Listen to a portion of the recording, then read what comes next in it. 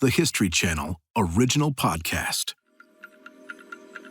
History This Week, April 27th, 1856.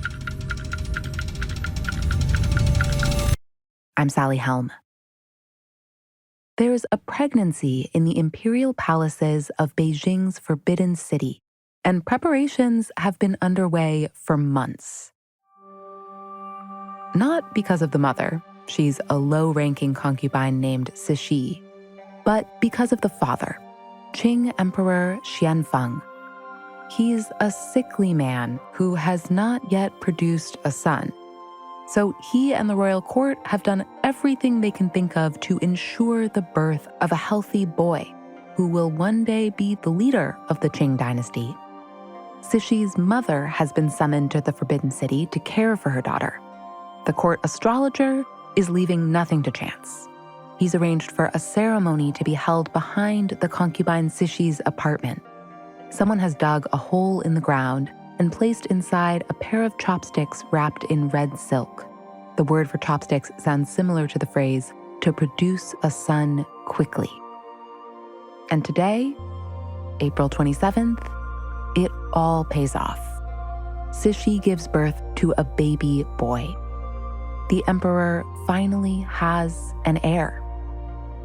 The birth also changes Cixi's fortunes, dramatically. As the mother of the emperor's only son, she's immediately awarded a higher rank. In the list of imperial women at the Forbidden City, Cixi is now second only to the Empress. Harmony reigns. But this is the imperial court. The top prize is ultimate power, so that harmony will not last forever. By the time this baby boy is 5.5 years old, his father will be dead. And his mother will be plotting a coup. Today, the Empress Dowager Cixi. How did a low-ranking concubine rise to power and end up serving a 50-year reign at the head of China's last dynasty?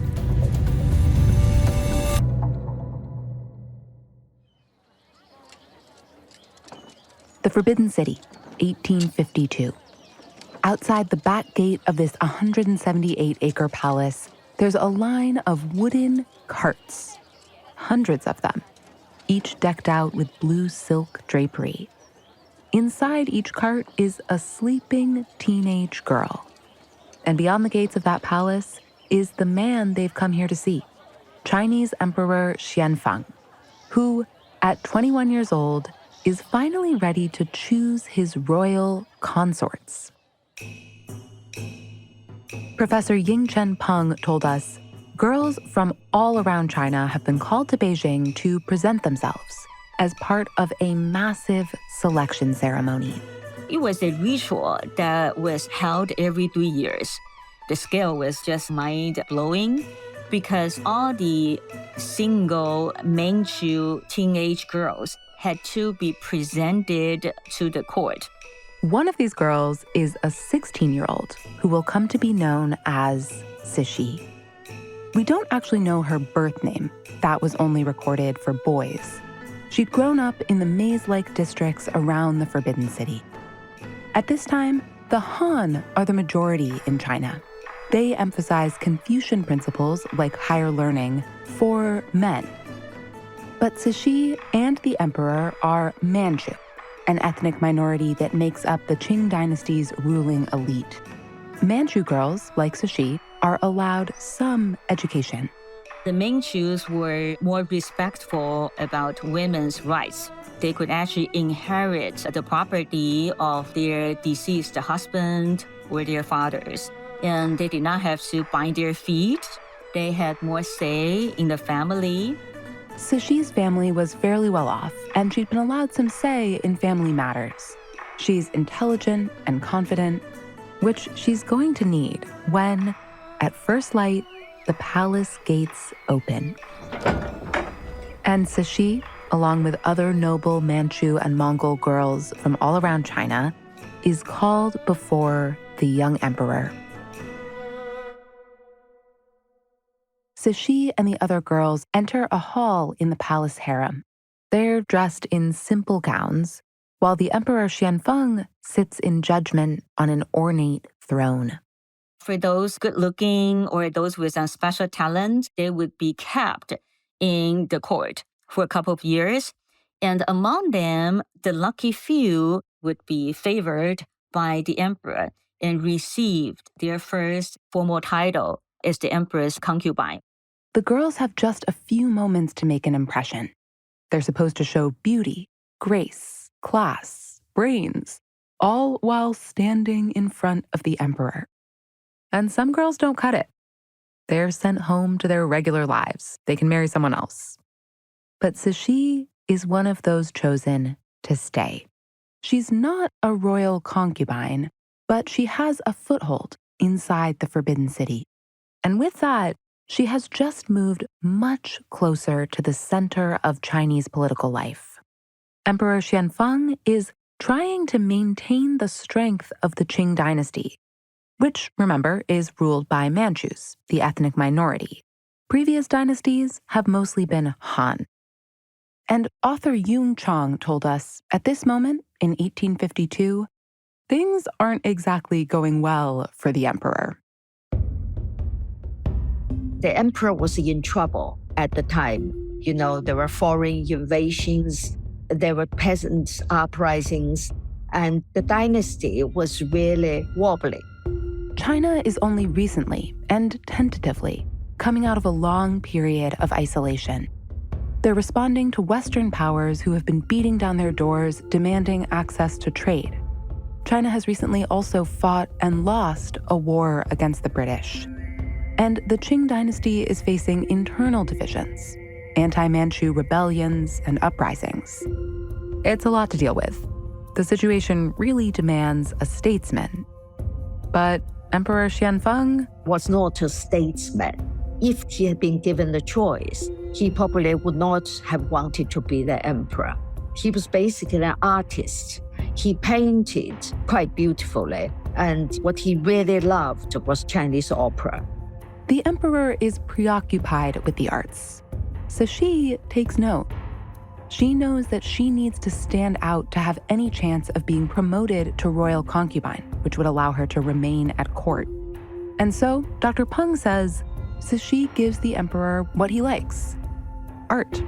She once painted a painting, and Xianfeng seemed to be very happy with that painting and even ordered his eunuch to mount the painting. And he loved painting, so that was a big deal for him. Yeah. Exactly. So you can say that Cixi was a very clever girl. She knew how to please the emperor, and she also knew her strength very well. It works. Emperor Xianfeng officially chooses Cixi as a royal concubine in the Forbidden City.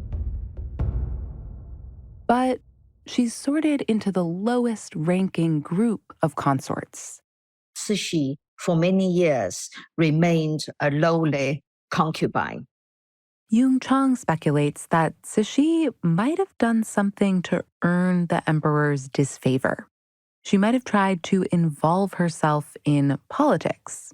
Cixi thought she loved the emperor, her husband, and was trying to give him advice. But this only annoyed the emperor because women were not supposed to be involved in politics in court. And so the emperor didn't promote her to higher rank of the concubine.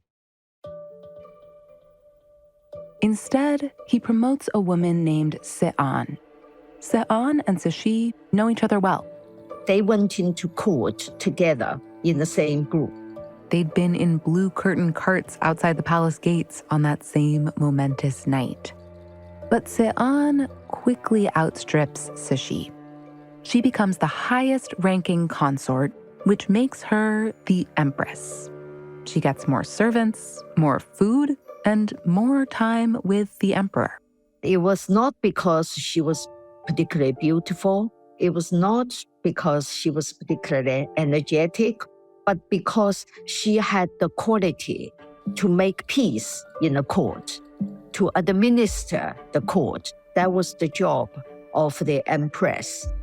Se-an is magnanimous towards the other consorts, including Cixi. Both women are ultimately at court for the same reason. Once all 17 consorts are in place, the emperor begins calling them one by one to his bedroom to produce a healthy son who would continue the Qing dynasty.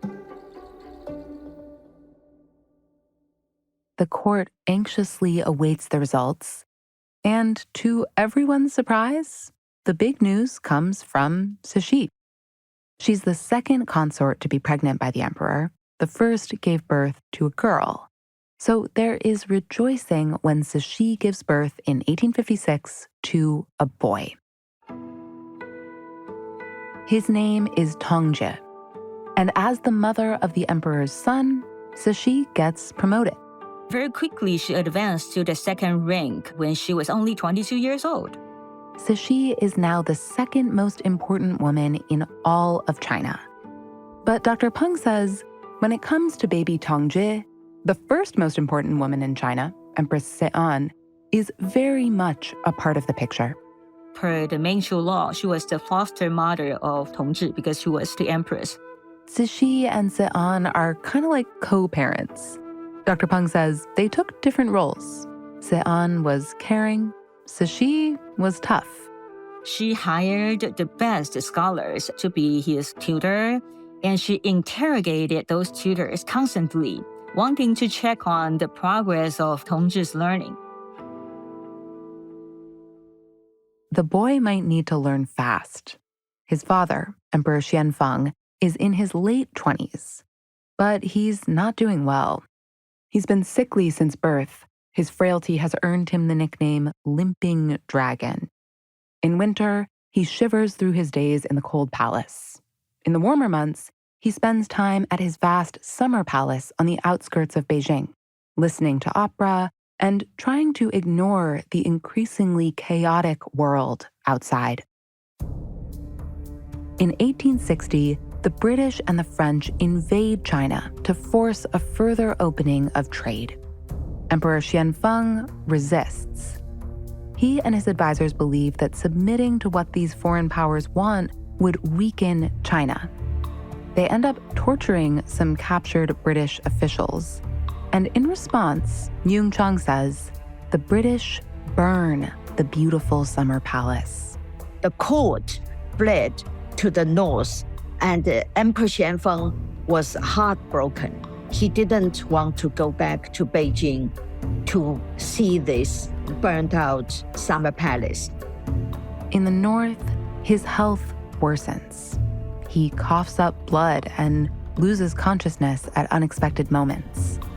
By 1861, he can barely leave his private rooms. So they become his office. Because of this arrangement, Cixi had the opportunity of helping Xianfeng with his work. Dr. Peng says that the emperor asks Cixi to begin reading and writing official communications. He had once demoted her, perhaps for offering political advice. Now, she's by his side as he conducts imperial business. This was already a very big deal because in Chinese tradition, women were forbidden from participating in any form of politics, and Xianfeng definitely knew that. But he relies on her help. Or maybe he's just too weak to put up his usual resistance. Soon, he's bedridden, which means that Cixi takes on an even greater role in politics. This change is not lost on the emperor's advisors, who are working closely with him on these crucial policies, especially whether and how much China should open to the West. They believe it shouldn't, and they're not happy that the dying emperor has brought this female interloper into such sensitive discussions. During his last days, all these men agreed that Cixi was clever, but she was also dangerous. The advisors take their concerns to Emperor Xianfeng. She's a woman, they say. She should have never gotten involved in politics. And they're also fixated on the transition of power that will happen when the emperor dies. His son, Tongzhi, is only 5 years old. He'll have to wait 11 years before he can officially rule. And during that time, he'll need a regent to act for him. The advisors try to block Cixi by ensuring that one of their own will become the regent, not her. They say she's too cunning, too ambitious. The emperor agrees, and he makes a plan for what will happen after his death. What he arranged was a very subtle balancing of power. He appoints not 1, but 8 of his advisors to act as regents for the young Tongji. All the edicts would be drafted by these 8 advisors. Which means that no one man can become too powerful. And the emperor adds another check and balance. These edicts would not become valid unless they bore 2 seals. These seals bear the emperor's insignia. They can be used as literal seals of approval on official edicts or as vetoes. They carry a lot of power. So the question becomes, when the emperor dies, who will hold these seals? Xianfeng makes his decision. He loops in one woman that he trusts, not Cixi, but Se'an. One seal would be kept by Se'an. The other would be held by the young emperor. But neither of those is Cixi, right? So one of them is Se'an, and the other is the emperor himself, the young 5-year-old emperor? Yeah, that's the tricky part. So who's gonna hold that seal for him, right? He was only 5-year-old. Exactly. So that definitely gave Cixi the opportunity to plot something. Emperor Xianfeng suspects that she might start plotting. And so he goes to the Empress Se'an. Ying-chen says there's a famous story about what happens next. He tells her, if Cixi tries to grab political influence, you can take drastic measures. The emperor actually also said to the Empress and gave the Empress an edict, which said that if after I die, she goes on doing this, you can show this edict and have her killed. In the autumn of 1861, Emperor Xianfeng dies in the northern wilderness without ever having returned to see the shell of the summer palace where he loved to watch opera and paint. By this time, Cixi has been privy to the workings of China's imperial government for nearly a decade. And she has some opinions about policy, about the direction of the country. But she has no formal say in any of that. Still, the new Emperor Tongji is her son. She knows that she might be able to wield power through him. What she doesn't know is just how dangerous that might be. Because her co-parent, the Empress Se'an, holds the emperor's last secret edict. At any time, she can have Cixi killed.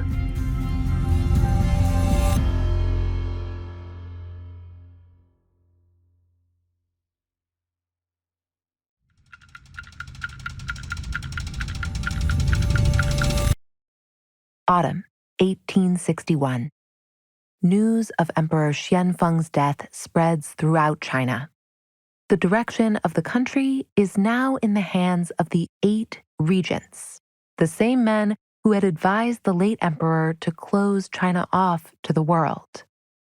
Now they're telling Tongji, the young emperor-in-waiting, that it's better to make no deals with the Western powers at China's doorstep. Better to keep them at bay by force. But Cixi feels very differently. She thinks this is one of the policies that is weakening the Qing dynasty. Cixi knew that if they continued to give the same advice to her son, China keep on suffering defeat. Defeats like the burning of the Summer Palace. She thinks that the country will be weaker if they continue to forego diplomacy and trade. She could see that the Chinese empire was in trouble because of the wrong policies. Cixi believes that now is the time to increase China's trade with the West, slowly and on favorable terms. But to make that happen, she'll need an ally. So, Cixi approaches Se'an, this woman who started as a fellow teenaged concubine. And so she lays out for her a program of modern reform, one that would encourage strategic contact with the West. Then Cixi makes a bold proposal. Make me co-empress with you. Together, we'll stand up to these regents. It is exactly the kind of moment that the late emperor's last edict was designed for. Se'an could, with a snap of her fingers, produce that edict and sentence her former rival to death. But that's not what she does. She agreed with Cixi's vision for the future. Not only that, Se'an agrees to Cixi's proposal. Soon enough, the two become the co-Dowager Empresses of China. The regents accept the women's ceremonial roles, but keep them shut out of politics. So Cixi raises the stakes. She approaches Se'an with another proposal.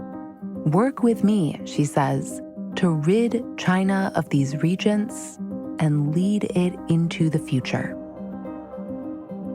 It is breathtakingly risky.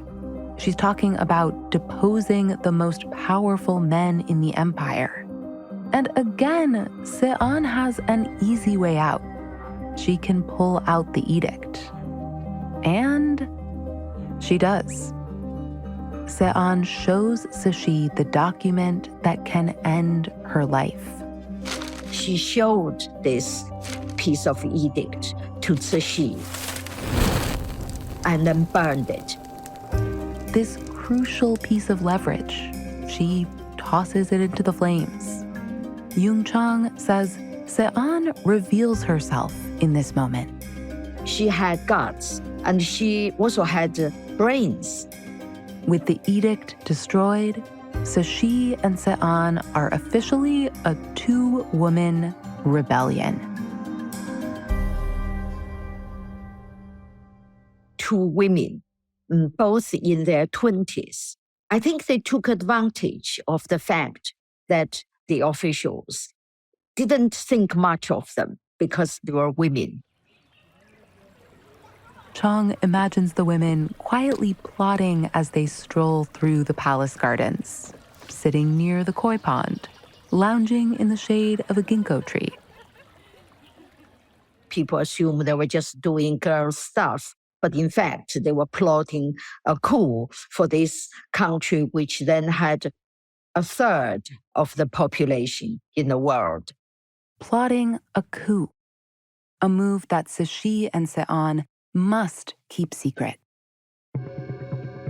If the coup failed, the punishment would have been death by 1,000 cuts. You would be cut to death alive, knife after knife. I mean, they were afraid of that. If the coup is going to work, the women will need allies, especially the officials who control the palace guard.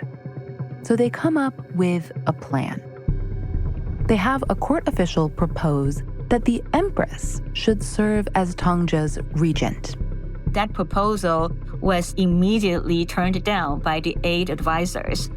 Dr. Peng says Cixi and Se'an never actually thought the proposal would go through. It was just a way to gather intelligence, observing the reaction, seeing who is an enemy and who might be a potential friend. That plan was very clever in the sense that it gave the two women an opportunity to see who could be the potential alliance in the court. Because during the process of debate, you had voices from both sides, right? Some members of the court did argue in favor of this change.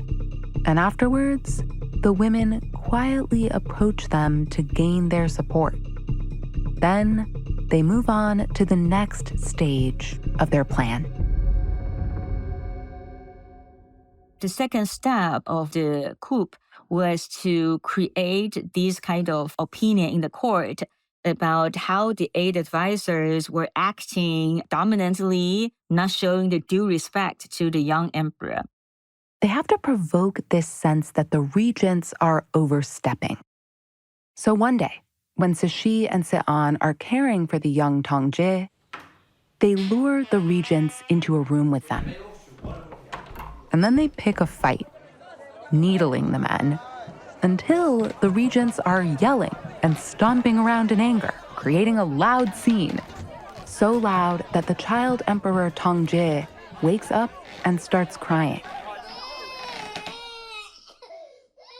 Tongji may have been just a kid, but he's still the emperor, the most respected official in all of China. Upsetting him, as the regents have just done, is a grave offense. Cixi makes sure that everyone knows about it. She writes an edict condemning the regents' behavior and calling for their removal from power. She says they should be arrested. Her allies in the court agree, and the palace guards take the regents into custody. The coup is almost complete. The Dowager Empresses begin writing royal edicts and making them official with Emperor Xianfeng's seals.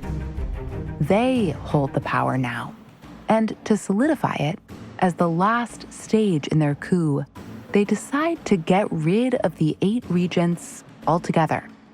Cixi issues a series of orders. Out of the 8 co-regents, she sentenced one man to death, public execution, and ordered 2 others to commit suicide by sending them each a long white silk scarf to hang themselves with. Of the regents not sentenced to death, A few co-regents were dismissed, one sent into exile, but there was no otherwise upheaval. Ying-chen says that by the standards of the time, taking power with only 3 deaths is pretty restrained. So she doesn't go mad with revenge. 5 of the 8 regents are left alive. But in the palace, the 2 women are in charge. The division of work was very interesting. After the coup, Sean takes on the daily administrative tasks of the court, and Cixi controls foreign policy. She controls all major government decisions, on behalf of her son, of course. When she first took power, she was not even supposed to see her officials face to face. She had to sit behind the screen. In front of the screen, there was a chair for the child emperor, and she was sitting behind the screen. But the preteen Tongji shows little interest in ruling. Professor Peng says he has no knack for it.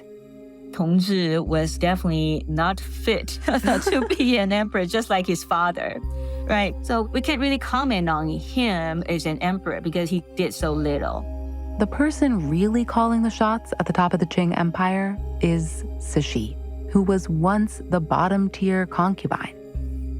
She authorizes small steps toward the West, like opening foreign language schools and expanding Shanghai's trading port. Meanwhile, the passage of time is moving Tongji toward the throne. He comes of age at 16, which means Cixi must retire as his regent. But just before Tongji turns 19, he died prematurely. In 1875, he died of smallpox. Emperor Tongji dies without an heir, leaving a power vacuum that Cixi rushes to fill. She adopts her 3-year-old nephew, installs him on the throne, and becomes his regent. Ying-chen says it's at this point that Cixi begins to pursue a policy she's long favored, of more fully introducing China to the world. China had been isolated, had self-imposed the isolation and closed its door about 100 years ago. She then asked a question, why can't we open the door and have trade with the West and benefit our country? She also launches an ambitious program of industrial development. She introduced railways, telegraphs, telegrams, a modern army and navy, and opened mines, building factories, sending ambassadors abroad, established diplomatic relations with the West, foreign trade, everything. When her nephew comes of age in 1889, Cixi officially retires as regent again. But she's still consulted on all important government matters. In fact, Cixi leads or advises China's final dynasty until her death in 1908, a period of nearly 50 years. Those years see enormous change. The end of China's ancient civil service exam, an official foreign affairs office, a new constitution, and China's first popular election. Cixi has a hand in all of it.